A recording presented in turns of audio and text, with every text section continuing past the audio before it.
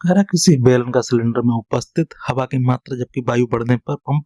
प्रत्येक बार बैलन की शेष हवा को 1/4 भाग बाहर निकाल देता है। ठीक है, तो देखो तो सिंपल सी बात है, इसमें जो हवा है वो कितनी है, तो लिख लेंगे उपस्थित हवा। यहाँ पे उपस्थित हवा की मात्रा है, उसको मान लेंगे बी। ठीक है, लिख दो उपस्थित हवा की मात्रा बराबर हो गया बी। ठीक है, अब क्या कर रहा है कि प्रत्येक बार वायु निकालने पर बैलन से हवा कितना 1/4 भाग हो जाती है। ठीक है, तो पहली बार में हवा निकलेगी, लिख दो पहली बार, पहली बार में शेष हवा बराबर, शेष हवा बराबर क्या हो जाएगा, बी में से कितना घट रही है हमारे पास 1/4 भाग बार, 1/4 भाग कम हो रही है, तो लासा इसका कितना हो जाएगा 4 आ जाएगा। तो 4 बी माइनस के बी बराबर कितना हो गया 3/4 बी घट जाए, 4 बी में से बी चला गया 3 बी। तो पहली बार में कितना आ गया, पहली ये होगी मात्रा इसकी बी, दूसरी में क्या हो गया ये हो गया, दूसरी बार में कितनी निकलेगी फिर देखो, द्वितीय बार में शेष हवा, शेष हवा, अब ये दूसरी बार में क्या होगा ये होगा, तो 3 बी 3/4 बी माइनस 1/4 निकल ही रही है, बी का मान कितना मालूम है कितना है 3/4 बी, घटा दो तो 3/4 बी माइनस के 3/4 चौको 16 बी, लासा कितना आ गया 16, तो 4 चौको 16 4 12 माइनस के 16 3 और 12 में से 3 क्या गया 9 3 12 9/16 बी। ठीक है, इस तरह हो गया। अब तृतीय बार पूछा जाए तो सिंपल सी बात है, तो तृतीय बार में क्या हो जाएगी, यहाँ लिख दो तृतीय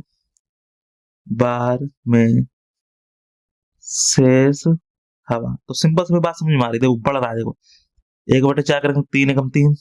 हो जाएगा, 3 दूर का 9। अब तृतीय बार में क्या हो जाएगी हवा, तो 9/16 भी गुणे कितना निकल रहा है 1/4 भी। ठीक है, तो यहाँ पे कितना हो रहा है 3/4 भी का निकल रहा है मान, तो यहाँ पे क्या हो जाएगा 3/4 हिस्सा जा रहा है, तो कैसे हो जाएगा यहाँ पे 9×27/16 64 भी, इस तरह से निकलता जा रहा है। तो इसमें कोई दिक्कत वाली बात नहीं, तो हमें क्या पता चल रहा है ये हमारी क्या नहीं है, ये हमारी समांतर श्रेणी नहीं है। ठीक है, तो ये क्या नहीं है हमारी समांतर श्रेणी नहीं है, यहाँ लिख दो, तो यहाँ लिख दो समांतर श्रेणी नहीं है, समांतर श्रेणी नहीं है, क्योंकि क्या आ रहा है, पहला क्या आ रहा है बी आ रहा है, पहला क्या आ रहा है बी आ रहा है, दूसरा क्या आ रहा है 3b/4, फिर तीसरा क्या हो जाएगा वर्ग हो रहा 3 त्रिक 9 आ रहा, अच्छा 16 का स्क्वायर बी हो रहा। ठीक, इस तरह से बढ़ रहा है, फिर यहाँ क्या 3 त्रिक 27, फिर क्यू लग जाएगा यहाँ पे 3/4 का 3 त्रिक देखो यहाँ क्या हो जाएगा 3/4/3, 3 त्रिक 9 27 और 4 चौको 16 चौको 64 भी, तो ये क्या है इस तरह से बनती चली जाएगी। ठीक है, ठीक है,